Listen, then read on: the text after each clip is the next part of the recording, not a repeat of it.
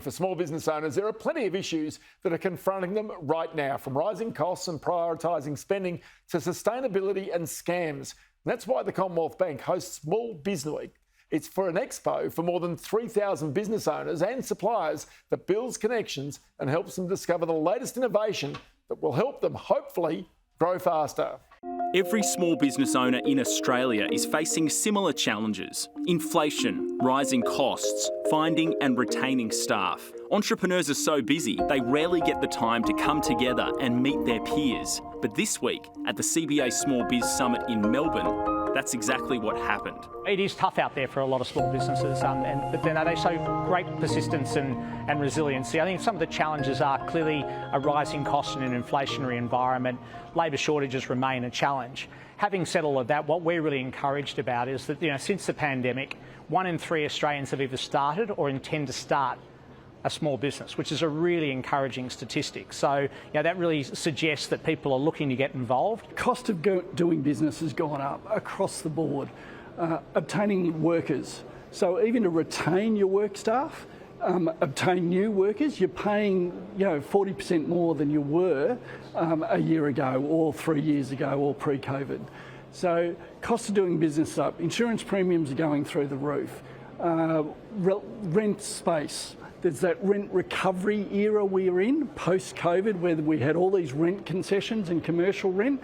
Landlords are now going, we need that deferred rent paid. So the cost of doing business, the cash flow out of the business, is really heightened. This is the second time the event has been held. It brought together over 3,000 delegates to build connections, meet new suppliers, and discover the latest technological innovations.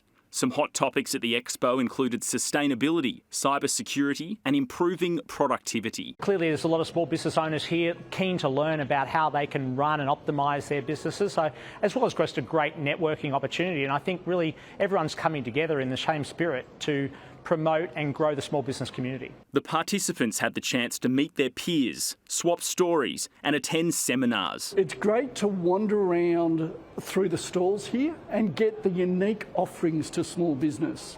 So the dozen I've talked to already this morning was that, why am I talking to you as a small business owner?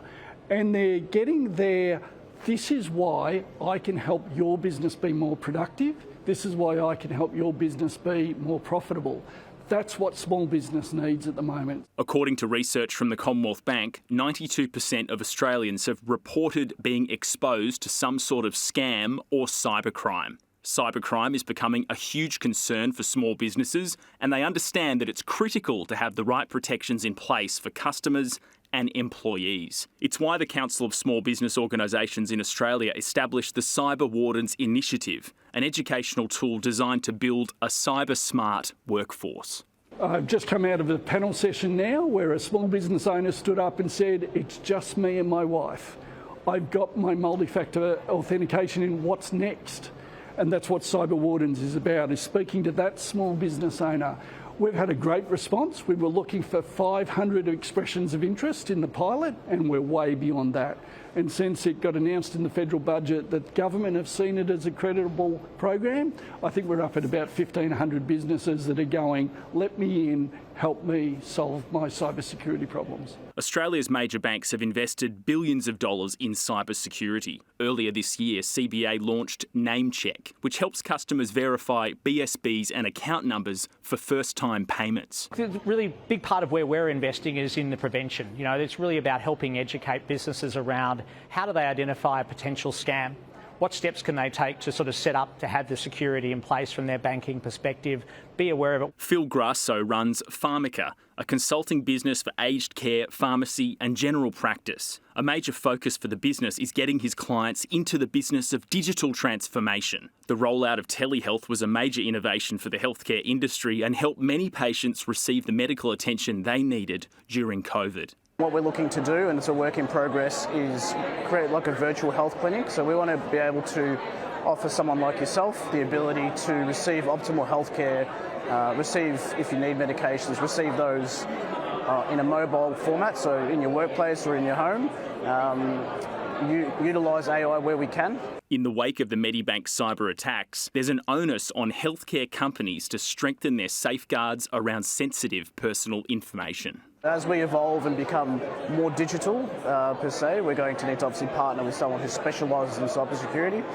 Internally, we take a lot of measures to minimise the risks, like two-factor authentication, making sure that any large transactions have two people sign off on them, keeping most things internally on our server in terms of health information.